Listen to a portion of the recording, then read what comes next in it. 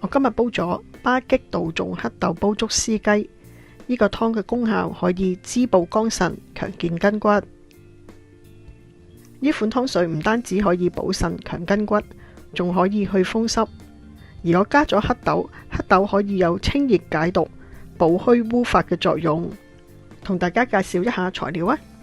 材料有黑豆100克、杜仲20克、巴戟20克、淮山50克、紅棗6粒、蜜棗1粒、杞子1湯匙。肉類方面，我加咗竹絲雞半隻，唔想用竹絲雞可以用瘦肉代替。首先我哋用清水浸淮山，浸佢1個鐘啊。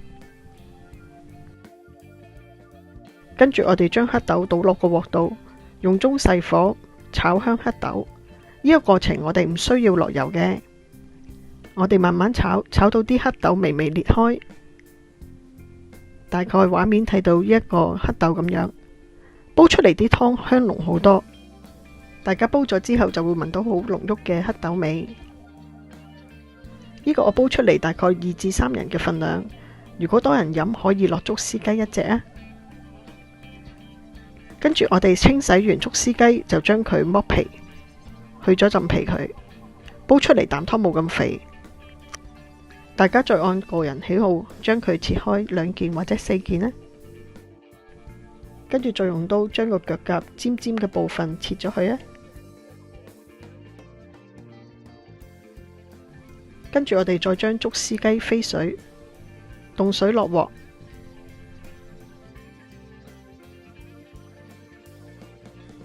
加啲紹興酒，如果冇紹興酒可以落薑代替。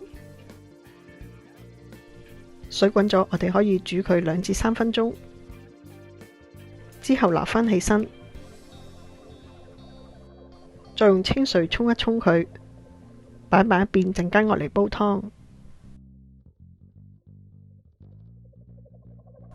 浸完淮山啲水我哋倒咗去啊，再將黑豆同埋杜仲略略用清水沖一沖洗，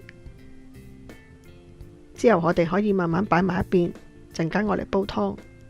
如果煲出嚟嘅湯多人飲，啲食材可以按個人喜好增加返，但係杜仲就唔可以落太多，因為比較苦，而紅棗就要去核，去咗核嘅紅棗煲出嚟嘅湯就冇咁燥熱。之後炒過嘅黑豆略略用清水沖一沖洗，跟住我哋擺埋一邊。大致上啲材料我哋準備好噶啦，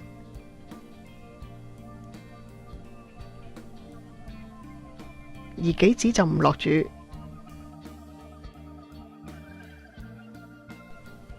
今日用咗2公升嘅水，水滾咗可以將材料放落去煲。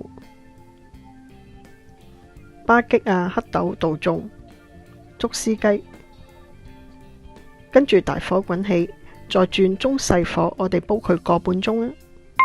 話咁快煲咗個半鐘，呢個時候我哋再將浸好咗嘅杞子放埋落去，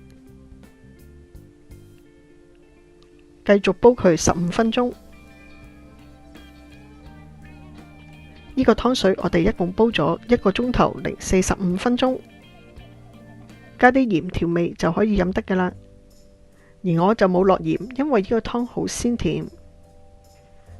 巴戟杜仲黑豆竹絲雞湯，希望大家會喜歡我今日介紹呢款湯水啊！如果大家喜歡呢類型嘅影片，歡迎讚好、分享同埋訂閱我嘅免費頻道。咁我嚟緊下次一有新嘅影片，可以立即通知大家。等我試下啖湯先，未飲就已經聞到好香濃嘅黑豆味。炒過嘅黑豆有淡淡嘅芝麻味，好似黑豆芝麻味咁樣，好濃郁，好鮮甜。如果大家都喜歡飲呢啲保健嘅湯水，可以煲嚟試下，又可以補腎、去風濕、強筋骨，仲可以補虛同埋烏發。飲1碗湯就有咁多益處，大家不妨試下。好啦，今日分享係咁多，下次見。